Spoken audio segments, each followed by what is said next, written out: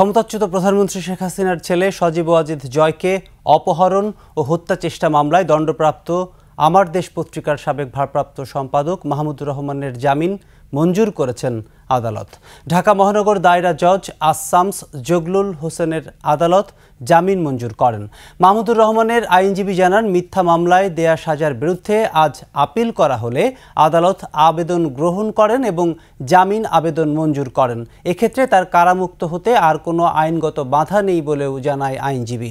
Shea butter ও vitamin E সমৃদ্ধ lily glam beauty soap. Lily, always beautiful.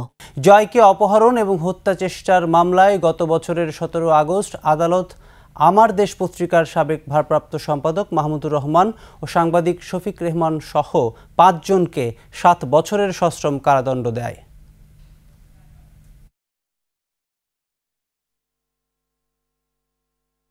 আজকে আমরা appeal দায়ের করেছি এবং আপিলের পরে আজকে আমাদের বেল অ্যাপ্লিকেশনও ছিল।